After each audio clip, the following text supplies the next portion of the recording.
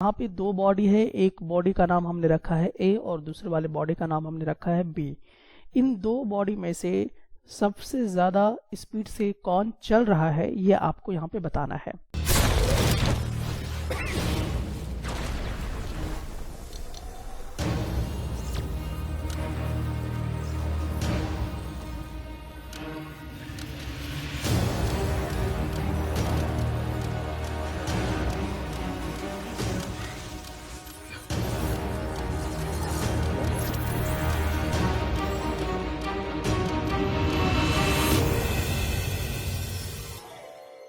हम लोग जो भी बॉडी का मोशन होता है उसको तो हम लोग अभी समझ ही रहे थे कि कॉन्सेप्ट वाइज कैसे काम करता है, लेकिन हम लोग इसको और भी दूसरे तरीके से समझते हैं, वो है ग्राफ के मदद से। यानी ग्राफिकल रिप्रेजेंटेशन के मदद से हम ये समझेंगे कि बॉडी किस तरह का मोशन कर रहा है, क्या उस बॉडी में स्पीड है या नहीं है, क्या वो बॉडी रेस्ट में है, क्या वो बॉडी यूनिफॉर्म मोशन में चल रही है, क्या वो बॉडी नॉन यूनिफॉर्म मोशन में है। तो इसको हम लोग ग्राफिकल रिप्रेजेंटेशन के माध्यम से समझने का प्रयास करेंगे। तो सबसे पहले जो हम लोग यहाँ पे जिक्र करेंगे वो होगा डिस्टेंस टाइम ग्राफ के बारे में। आपके पास एक ग्राफ दिया रहेगा जिसमें आपको यहाँ पर y एक्सिस x एक्सिस जैसी चीजें यहाँ पे दिखाई देंगे, जैसे कि यहाँ पे आप देख सकते हैं ये वाले एक्सिस में आप यहाँ देखिए कि क्या मेजर किया हुआ है, डिस्टेंस, जो कि किलोमीटर में है। और ये वाला जो आप यहाँ पे देख रहे हैं इस वाले एक्सिस में आप देख रहे हैं कि यहाँ पर आपका क्या मेंशन किया हुआ है, टाइम, जो कि मिनट में दिया हुआ है। जनरली अब इसको हम समझेंगे कि इसका बेसिक कॉन्सेप्ट क्या है। आप यहाँ पे देखिए कि यहाँ पर आप देख रहे हैं कि क्या है, डिस्टेंस है, तो यहाँ पर हम रख देते हैं डिस्टेंस, और नीचे यहाँ पर आपको क्या दिखाई देता है, टाइम। तो डिस्टेंस बाय टाइम हमें क्या देता है, आप थोड़ा सा रिकॉल कीजिए कि डिस्टेंस बाय टाइम आपको क्या देता है, तो ये आपको देता है स्पीड के बारे में इंफॉर्मेशन। किसके बारे में इंफॉर्मेशन दे रहा है, स्पीड के बारे में। तो एक्चुअली आपको ये समझ में आ गया होगा कि डिस्टेंस टाइम ग्राफ से आप क्या पता लगा सकते हो, स्पीड के बारे में पता लगा सकते हो। तो ये फॉर्मूला आपको दिमाग में रहना चाहिए। तो यहाँ पर आप जब भी कुछ रहेगा तो ग्राफ में आप यहाँ पे देख लीजिएगा, ये वाला को ऊपर रखिएगा, इस वाले एक्सिस को, यानी डिस्टेंस, और टाइम हमेशा नीचे रहेगा। तो डिस्टेंस बाय टाइम आपको क्या देगा, स्पीड देगा।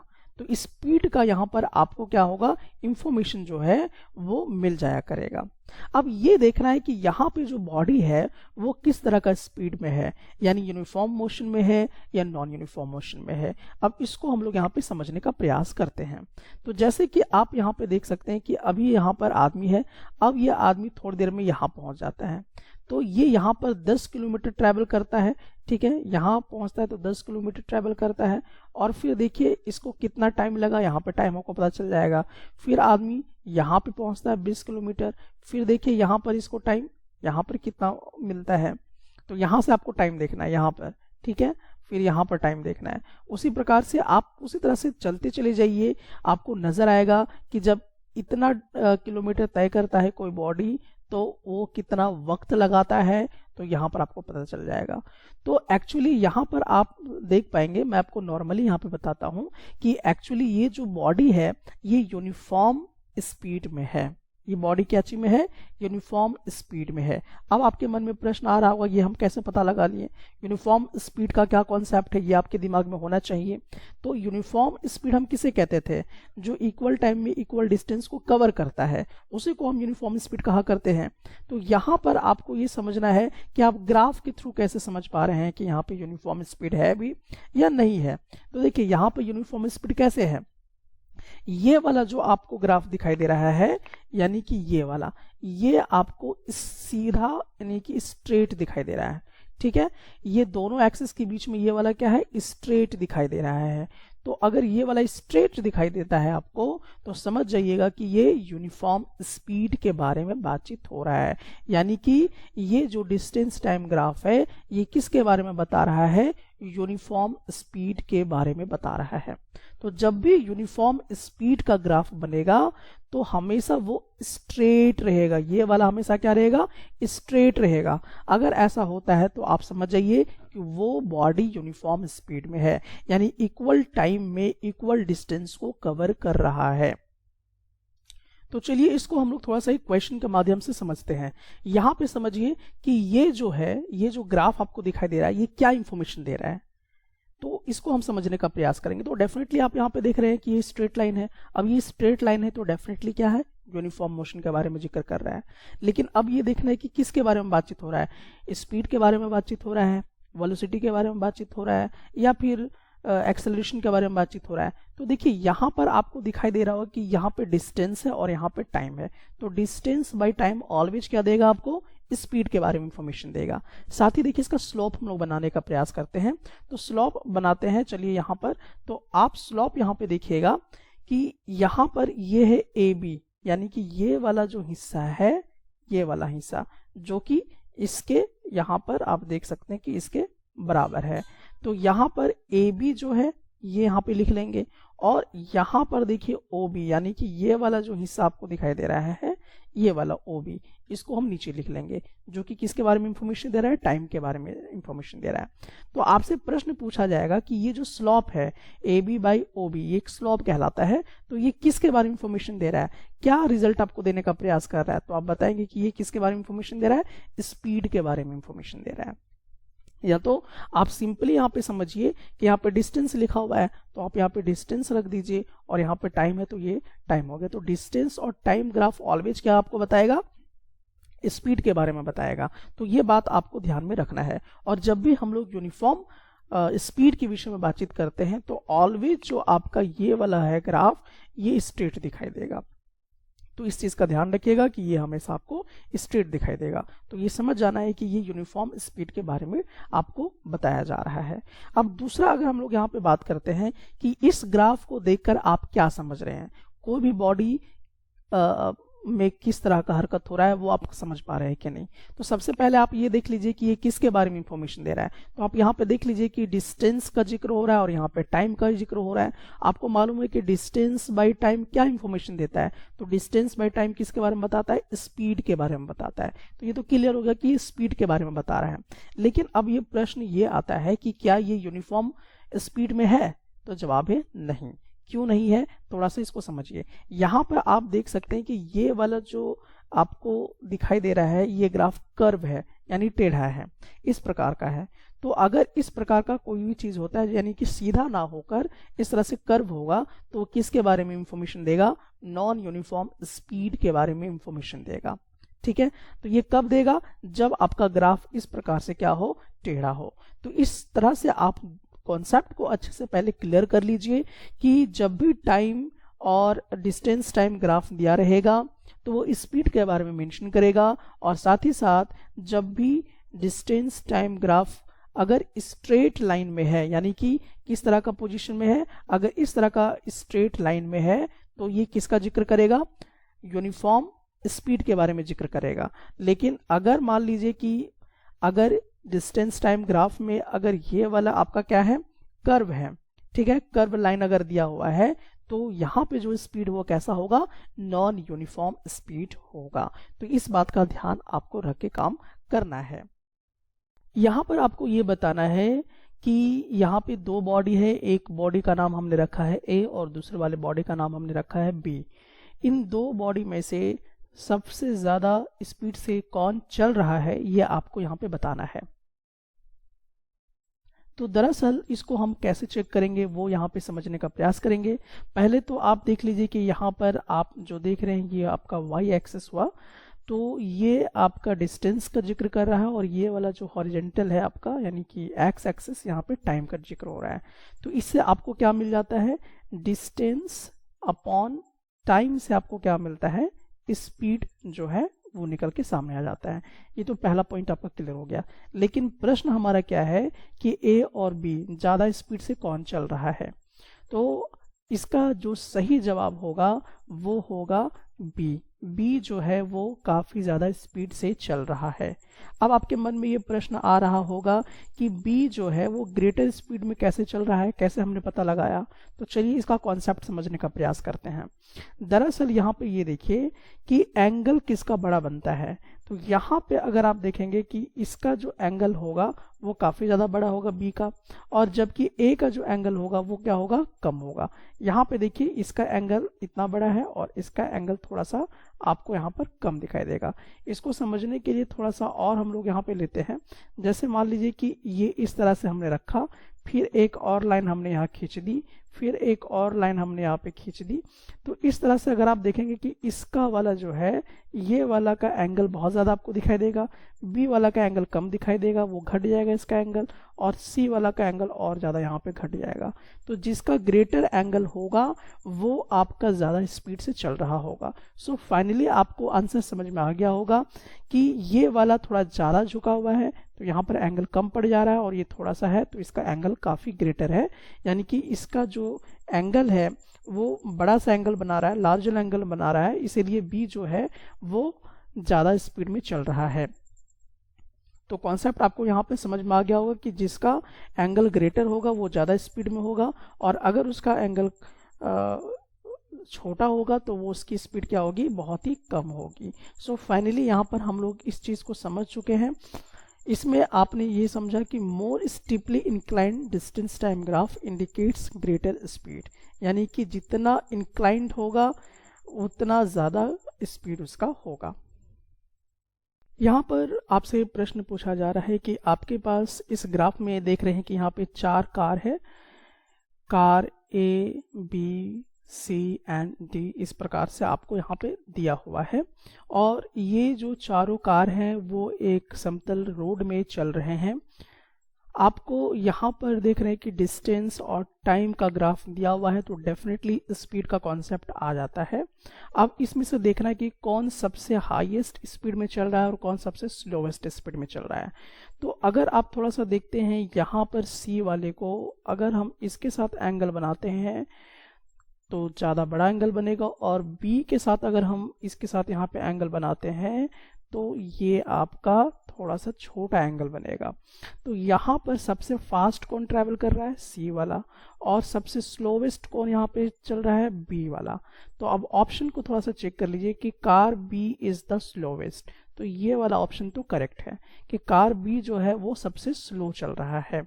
बाकी सारे के सारे स्टेटमेंट यहाँ पे गड़बड़ है। इस क्वेश्चन में देखिए आपसे कहा जा रहा है कि which of the flowing figures represents uniform motion of a moving object correctly.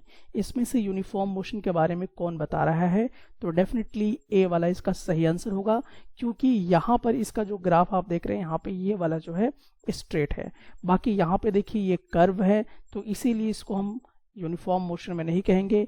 यहाँ पर भी कर्व है, ये भी यूनिफॉर्म मोशन में नहीं है, तो ये भी नहीं है और ये भी नहीं है, बल्कि ये वाला जो है ये स्ट्रेट है, इसलिए हम यहाँ पे कहेंगे कि ये यूनिफॉर्म मोशन में है। अब बात आता है इस वाले पर कि आखिरकार ये जो है ये आपका यूनिफॉर्म मोशन में है या नहीं है। तो थोड़ा सा यहाँ पर देखिए कि अगर कोई ऑब्जेक्ट इस पॉइंट पर है तो यहीं पे वो टिका हुआ है। अब देखिए टाइम तो आगे बढ़ते जा रहा है, मान लीजिए कि यहाँ से ये आदमी यहाँ पे पहुंचता है इस टाइम पे, फिर ये इस टाइम पे, तो टाइम इस तरह से क्या होता जा रहा है, बढ़ते जा रहा है, लेकिन आदमी का जो डिस्टेंस है ना ही तो घट रहा है ना ही तो बढ़ रहा है, वो एक जगह पे बैठा हुआ है यहाँ पर। तो इसका मतलब कि ये क्या है, रेस्ट में है, तो यहाँ पर ये रेस्ट में है, ठीक है। तो इसीलिए ये यूनिफॉर्म स्पीड में नहीं है। यहाँ पर ये आप कह सकते हो कि यहाँ पर जो है ये ऑब्जेक्ट रेस्ट में है, ठीक है। सो ए वाला आपका जो होगा वो करेक्ट आंसर होगा। अब आपको इस वाले ग्राफ को देखना है और ये बताना है कि यहाँ पर 2 बॉडी आपके पास है, एक तो ए बॉडी है और दूसरा बी बॉडी है। अब इसमें आपसे प्रश्न ये पूछा जा रहा है कि इन दोनों में से यूनिफॉर्म स्पीड में कौन है। थोड़ा सा दिमाग लगाइए। तो आप यहाँ पर पाएंगे कि एक्चुअली ए और बी दोनों के दोनों ही क्या है, आपके यूनिफॉर्म स्पीड में है, ठीक है। क्यों है, क्योंकि दोनों स्ट्रेट लाइन है। देखिए ये वाला भी स्ट्रेट लाइन है, ठीक है, और ये वाला भी यहाँ से यहाँ स्ट्रेट लाइन है, ध्यान रखना इस बात का। तो ऐसा नहीं, बहुत सारे बच्चे क्या करते हैं कि इसी को यहीं से देखना शुरू कर देते हैं। तो ये भी स्ट्रेट लाइन में है और ये भी स्ट्रेट लाइन में है, इसीलिए ए वाला भी यूनिफॉर्म स्पीड में है और बी वाला भी आपका क्या है, यूनिफॉर्म स्पीड में ही है, क्योंकि जो आपका लाइन है वो स्ट्रेट है। तो ग्राफ्स आर स्ट्रेट लाइंस। यही कारण है कि ये ए और बी दोनों यूनिफॉर्म स्पीड में ही है। हाँ, ये कब होता, अगर आपका ग्राफ कुछ इस प्रकार से कर्व हो जाता या इस प्रकार से हो जाता तो वो आपका यूनिफॉर्म स्पीड नहीं होता। अब यहाँ पर आप ग्राफ को ध्यान से देखिएगा, यहाँ पर आपका दिया हुआ है डिस्टेंस जो कि किलोमीटर में है, और यहाँ पर आपका टाइम दिया हुआ है जो कि सुबह का टाइम है। ठीक है, सो यहाँ पे थोड़ा सा अगर ऊपर नीचे जो हुए हैं इसके लिए आप थोड़ा इग्नोर कीजिएगा, लेकिन आप कॉन्सेप्ट को समझने का प्रयास कीजिएगा। यहाँ पे अब मेरा एक पहला प्रश्न है कि ये जो ए वाला बॉडी है, ए वाला जो ऑब्जेक्ट है, वो कब स्टार्ट हुआ। तो आप यहाँ पे देखिए कि ए वाला बॉडी ठीक 10 बजे सुबह जो है वो स्टार्ट हो जाता है, यहाँ पर है ये बॉडी। तो उस समय ये किसी तरह का कोई डिस्टेंस कवर नहीं करता है, मतलब कि इसका जो डिस्टेंस कवर है वो 0 है। लेकिन ये कितने बजे शुरू होता है, सुबह 10 बजे। अब उसी प्रकार से अगला प्रश्न होता है कि बी वाला कब स्टार्ट हुआ, यानी बी वाला जो ऑब्जेक्ट है वो कब स्टार्ट हुआ। तो आप यहाँ पर आके देखिए, और इसके सामने अगर आप देखेंगे यहाँ पर तो सुबह के 11 बजे। ठीक है, तो ये 11 बजे स्टार्ट होता है, और ये भी जो है अभी यहाँ से चलना शुरू करता है, लेकिन ये सुबह 11 बजे से चलता है, लेकिन ये भी अभी फिलहाल किसी तरह का कोई डिस्टेंस ट्रेवल्ड नहीं किया हुआ है। अगर यहाँ से आप इसको मिला के देखिएगा तो 0 डिस्टेंस है। उसी तरह से यहाँ पे देखिए ये वाला ए वाला को, ये भी 0 किलोमीटर भी चला है, यानी कि ये अभी किसी तरह का कोई किलोमीटर यहाँ पे नहीं चल पाया है। अब यहाँ पर अगला सवाल ये आता है कि जब बी स्टार्ट करेगा चलना, यानी कि बी अभी कहाँ है, 11 बजे सुबह चलना शुरू करेगा, तो जब बी स्टार्ट होगा चलना तो उस समय ए कितनी दूरी पर होगा, बी से कितना किलोमीटर की दूरी पर होगा, वो आपको यहाँ पर बताना है। इस सवाल को हम कहेंगे कि जब बी चलना शुरू होगा तो ए जो है कितना किलोमीटर तय कर चुका होगा। तो देखिए यहाँ पर इस सवाल को समझने के लिए हम लोग एक कॉन्सेप्ट का इस्तेमाल कर, सबसे पहले आपको क्या करना है कि यहाँ से आपको ये वाला जो पॉइंट आपको दिखाई दे, यहाँ से आप एक स्ट्रेट लाइन जो है वो इस तरह से खींच लीजिए। तो हमने क्या किया, यहाँ से एक परपेंडिकुलर इस प्रकार से खींच लिया हुआ है। अब आपको क्या करना है कि फिर दूसरा आपको परपेंडिकुलर यहाँ से यहाँ मिला लेना है, ये जहाँ तक आ सकता है। तो इसको मैं थोड़ा स्ट्रेट यहाँ पे कर देता हूँ। तो अगर आप थोड़ा सा देख पाएंगे तो ये लगभग 15 किलोमीटर की दूरी पर है। तो इस प्रकार से हम लोगों को देखना है कि बी तो यहाँ से स्टार्ट किया चलना, और ए जो है अब जब 11 बजे तक यहाँ तक पहुंचेगा ए, तो उस समय वो 15 किलोमीटर का डिस्टेंस जो है वो ट्रैवल कर चुका होगा।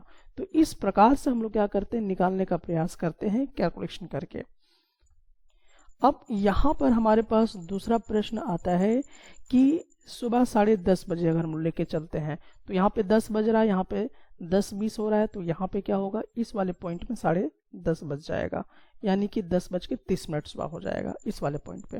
तो अब इसमें प्रश्न ये पूछा जा रहा है कि यहाँ पे ए और बी जो है इनमें से ग्रेटर स्पीड के साथ कौन चलेगा। तो डेफिनेटली आपको मालूम होगा कि यहाँ पे ए वाला जो है वो इस तरह से चलना शुरू करेगा और 10:30 तक यहाँ पहुंच जाएगा, लेकिन अभी बी वाला तो चलना ही नहीं शुरू किया। वो कितना बजे से शुरू हो रहा है चलना, 11 बजे से, जबकि 10 बजे से चलना कौन शुरू करेगा, ये वाला आपका ए वाला। सो ग्रेटर स्पीड यहाँ पे किसका है, ए वाला का है। कब, जब टाइम 10:30 बजे का होगा। अब इसी क्वेश्चन को थोड़ा सा दूसरे ढंग से भी देखिए। अगर हम लोग देखते हैं 11:15 का लेके, यानी कि यहाँ से यहाँ के बीच में अगर हम लोग आते हैं, तो यहाँ पे देखना है कि जब 11:15 होगा तो सबसे ज्यादा स्पीड किसके पास होगा, किस यहाँ पर बॉडी के पास होगा, वो हम लोग को यहाँ पे देखना है, ए वाले में या बी वाले में। तो अब आपको देखना ये है कि 11:15 जो सुबह होगा ग्रेटर स्पीड किसके पास है।